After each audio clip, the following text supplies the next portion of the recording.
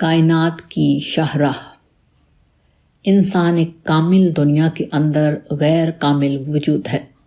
ستارے اور سیارے، ہوا اور پانی، درخت اور جانور سب ویسے ہی ہیں جیسا کہ انہیں ہونا چاہیے۔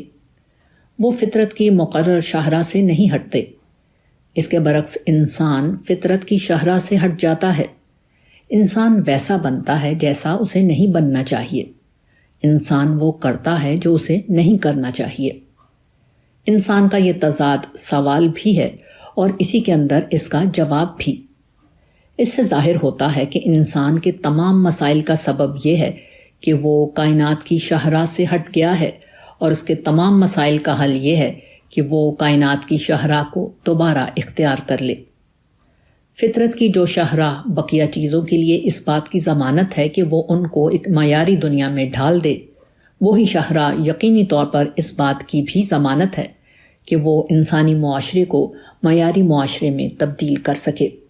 ہماری غیر معیاری دنیا کے باہر جب ایک وسیع تر معیاری دنیا موجود ہے تو یقینی طور پر ہمارے لیے پہلا صحیح ترین انتخاب یہی ہو سکتا ہے کہ ہم اس دنیا کو سمجھیں اور اس کے اصولوں کو اپنی زندگی پر منطبق کریں۔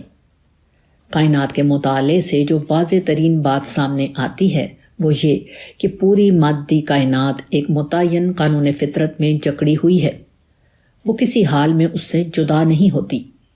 ہائیڈروجن اور آکسیجن کے مالیکیول سے پانی بننے کا جو اصول ہے وہ ہمیشہ یکساں رہتا ہے۔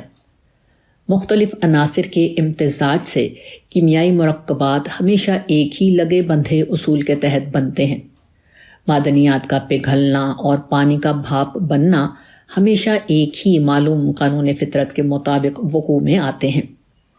یہی انسان سے بھی مطلوب ہے۔ انسان کے کردار کو اس حد تک معلوم اور متعین ہونا چاہیے کہ اس کی پیشن گوئی کی جا سکے۔ انسان کا کردار قابل پیشن گوئی کردار ہونا چاہیے، نہ یہ کہ خواہشات کے تحت وہ کبھی ایک قسم کے کردار کا مظاہرہ کرے اور کبھی دوسرے قسم کے کردار کا۔ اخلاقیات کا ایک ہی صحیح معیار ہے، انسان کے لیے بھی اور بقیہ کائنات کے لیے بھی۔